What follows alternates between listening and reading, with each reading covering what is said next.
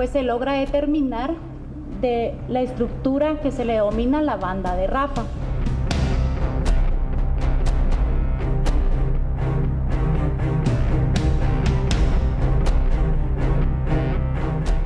Tenemos como lugar de operaciones la zona 18, también la zona 17, tenemos la zona 16, área de la zona 5 y área de la zona 1.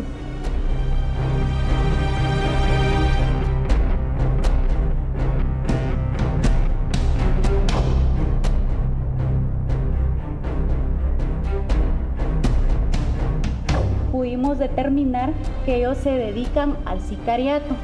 Dentro de ellos también se pudo establecer que planificaron pues asesinar a 2 personas.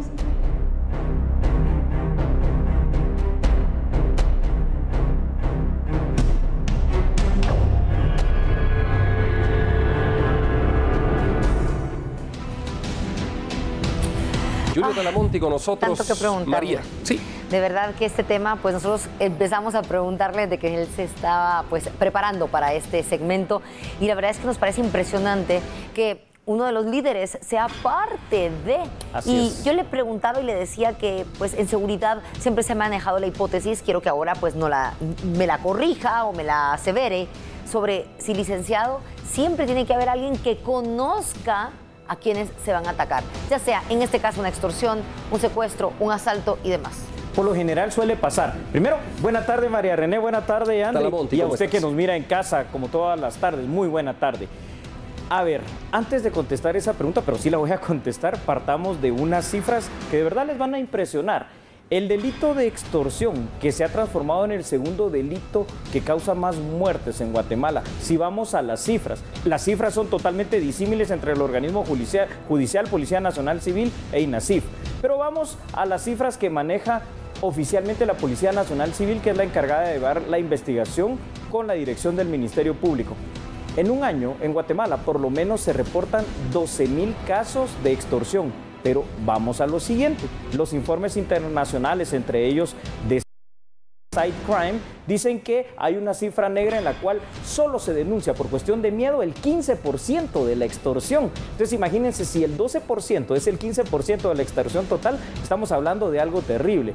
La extorsión, ¿por qué pasa? Se estima que en Guatemala el fenómeno de la extorsión está produciendo al año no menos de 61 millones de dólares para aquellos que se dedican a la extorsión. Y contestando ahora concretamente lo que ustedes decían, generalmente, no solo en extorsión, sino que en los hechos delictivos, secuestros, asesinatos, siempre hay normalmente cómplices que son parte del entorno de la víctima. Y en este caso lo estamos viendo claramente, donde la misma estructura extorsiva tenía a gente que conformaba una especie de cooperativa o asociación de pilotos y transportistas. Entonces, el enemigo está en casa. Bueno, Talamonte, y ahí es donde parte realmente el tema de hoy, ¿no? El enemigo está en casa, lo has dicho tú. Así es. Porque la noticia que se da a conocer este día por parte de las autoridades, la captura de esta persona denominada la banda del Rafa, denominada Rafa, ¿no? Así es. Que empieza incluso, dicen, con otro familiar ancestro, ¿no? O sea, Es correcto, su padre, ¿no? correcto, Y que empieza a tener ahí el control de la extorsión de algunos buses de la zona 16. Entonces uno dice, ¿cómo es posible? De entre ellos mismos, de adentro puede salir esto, Talamonte. Sí, y en este caso tiene una explicación muy lógica que ustedes, junto con su servidor y los televidentes que nos ven tarde con tarde, pues lo hemos ido desmenuzando a lo largo de este tiempo. El problema está porque para ellos el incentivo, que es el dinero en efectivo que se maneja en los buses día con día, está ahí también día con día, a toda hora y en todo momento. Entonces, hecha la ley, hecha la trampa. Esto hace, no todos, ¿verdad? Por supuesto que no todos, pero para algunos ha sido muy atractivo involucrarse dentro del tema de la extorsión. ¿De qué manera? Vamos a ver. No hay una cifra como tal, sabemos que las maras en sí, afuera, que son más o menos responsables del 70% de los hechos criminales en Guatemala, tienen mucho que ver de la extorsión. Se estima que de las cárceles guatemaltecas salen las órdenes o las coordinaciones de al menos el 80% de la extorsión, pero muchos de ellos son involucrados o cooptados por las maras a cambio de dádivas, como en este caso, para que se involucren dentro del hecho delictivo, y así, con ese incentivo perverso, es que están involucrados dentro de esto, siendo parte de. Licenciado, ¿es una estructura cíclica el que tenga que haber un familiar para yo ser delincuente. Correcto. Tuve que haberlo aprendido de padre, tío, abuelo. Familia criminogénea, bravo, María René. Así es, eso es. Familia criminogénea. Yo lo percibí y lo capto como algo bueno porque eso es lo que vi en mi infancia. Costumbre, que hacía normal. Así es. Talamonte, ¿cómo se deja al descubierto esta operación de extorsión en la zona 16? Probablemente, y estoy asumiendo acá y te pregunto, ¿probablemente sucedería lo mismo o está sucediendo lo mismo en otras rutas? Probable y seguramente sí, porque ustedes lo dijeron muy bien, yo los escuché muy atentamente en el primer bloque, hacían unas aseveraciones perfectas de lo que está pasando en Guatemala. Primero, el alto índice de impunidad, que tienen la culpa los que tienen la culpa, y tú lo decías muy bien, si en 11 años MP y CICIG no lo pudieron hacer, es porque algo hicieron algo mal no en ese bien, tiempo. Claro. Ahora, en estas estructuras, si está pasando en esta ruta, significa que está pasando en otras rutas. Es cierto que la mayor cantidad de extorsionistas, aquellos que llegan a dar el teléfono y que llegan a matar, son ya parte de la estructura formal de una pandilla. Pero las pandillas tienen sus colaboradores. Recuérdense que las pandillas, dentro de otras cuestiones, tienen los paros. ¿Qué son los paros? Los paros necesariamente no son siempre gente que pertenece en sí a la pandilla. No son mareros necesariamente, pero son gente que colabora con ellos. Y aquí puede ser que sea gente que, no siendo de pandilleros, pero siendo de la estructura de los mismos transportistas, pilotos, ayudantes, brochas y todo eso, está colaborando con las pandillas a cambio de dinero. Por eso es que tenemos la expresión coloquial, vos haceme el paro, haceme el favor, porque es una expresión propia de pandilla. Qué impresionante, y nosotros de pronto no nos damos cuenta, ¿verdad? Que estamos inmersos en esa jerga y demás, que tanto pues le tememos, le tenemos respeto y de pronto le estamos usando como algo muy normal del día a día. ¿Cómo conocemos más, licenciado, este tipo de cosas? ¿Cómo hace, por ejemplo, un transportista que verdaderamente quiere empezar de cero, quiere empezar un buen trabajo, quiere darle la alimentación necesaria a su casa?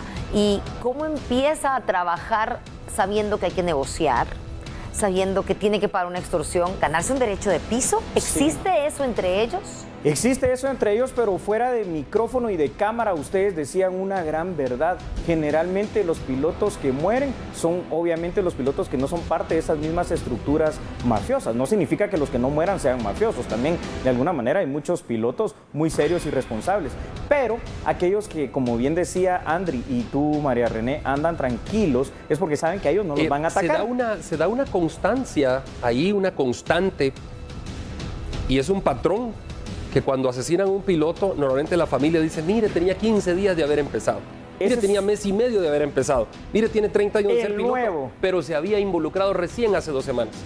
Ahí entonces, está el derecho de piso. Entonces esto es complicado, ¿no? Ahí está precisamente el derecho de piso que ustedes estaban diciendo muchas veces. Utilizan una carnada. Conejillos de indias prácticamente, carnadas. Bueno. Entonces, en el Día de la No Violencia Mundial que se celebra el día de hoy, en Guatemala no tenemos nada que celebrar, porque el fenómeno de la extorsión no solo representa mucha plata de manera ilegal para estas estructuras criminales, sino que sobre todo significa algo, muerte, orfandad, obviamente para muchos niños que quedan sin sus padres y también para muchas viudas que quedan sin la protección que les puede dar el esposo, la pareja, el conviviente. Y esto es dramático porque hasta hace algunos años existía la fuerza de tarea en contra de las extorsiones, pero una fuerza de tarea muy fuerte, que además estaba conformada también por militares que estaban apoyando esto, pero ahora lo hemos debilitado y entonces el trabajo de las instancias de seguridad se dificulta cada vez más. ¿Por qué? Porque el problema nos ha desbordado completamente y no podemos ser un Estado preventivo, aunque debiéramos, porque además los presupuestos en el tema de seguridad, por ejemplo, voy al sistema penitenciario, que es de donde sale el 80% de las órdenes de extorsión, al menos. Más del 80% del presupuesto del sistema penitenciario se va en el pago del personal y en el pago de la comida. Entonces, para inversión, para investigación, para el tema de inteligencia queda muy poco. Y así estamos en seguridad en Guatemala. Y es terrible porque cuando hablamos de la seguridad estamos hablando no solamente de nosotros, tal vez digamos esto, estamos hablando de nuestros hijos, de nuestra familia en general, de nuestros compañeros de trabajo, de las personas que nos dan trabajo para poder sobrevivir, que de pronto se ven afectadas severamente. Y de una u otra manera también da miedo saber que puedes estar trabajando o viviendo con el enemigo, que va a dar tu información, una empleada, de pronto alguien que llega, que tú lo contratas tal vez para que haga el jardín, no tiene que ser alguien, pero que observa cada movimiento. cómo saber que estamos contratando o que estamos relacionándonos con gente que no nos va a delatar y que no va a decir, este es el horario de esta persona, es posible que gane tanto, a esta le podrías pedir tanto, esta es su debilidad? Hoy por hoy eso es muy difícil. Los hondureños en el tema de las pandillas, para el tema de extorsiones y secuestros, vinieron a perfeccionar esto. Ellos dentro de la estructura, como hay tanta mujer, crearon las jainas, ¿verdad? Entonces ellas se involucran a veces como secretarias, como personas de servicio interno de una casa, y lo que están haciendo es inteligencia. Ellos sí tienen una inteligencia bastante buena, que entonces solo buscan el momento precisamente para el ataque de la extorsión, del secuestro, del robo, del asesinato, del sicariato, de lo que sea. Imagínate las personas que tienen hijos. Bueno, claro, es complicado, ¿no? Todo lo que han hablado ustedes y lo que has analizado, Talamonte, es fantástico aprender realmente cada tarde del análisis. ¿Cómo concluyes este tema que pues pone los pelos de punta para todos aquellos que tienen pelo? Para hacer un poquito jocoso esto, pero pone los pelos de punta saber que adentro de la misma empresa de transportes funcionaba una estructura dedicada a la extorsión. ¿Cómo lo concluyes? 2 o 3 cosas, entonces. Creo que cada vez más se va haciendo muy necesario el tener controles cada vez más fuertes y rígidos para contratar a nuevas personas. Inclusive se tendrá que llegar en algún momento las empresas privadas que puedan hacerlo, pasar polígrafo por lo menos, para saber si te están diciendo o no la verdad. Luego, pues de alguna manera la extorsión está ahí. Afecta a transportistas, afecta a mototaxis, afecta a negocios, centros comerciales, afecta a todo realmente. Y es un fenómeno que nos ha desbordado y tenemos que combatir. Claro, las acciones todavía están muchísimo, muy débiles. Y tercero, y con esto quiero concluir, los felicito, María René y Andri. Han realmente dado conclusiones y puntos de vista excelentes en el tema de seguridad. Muy bien. Vamos aprendiendo. Gracias.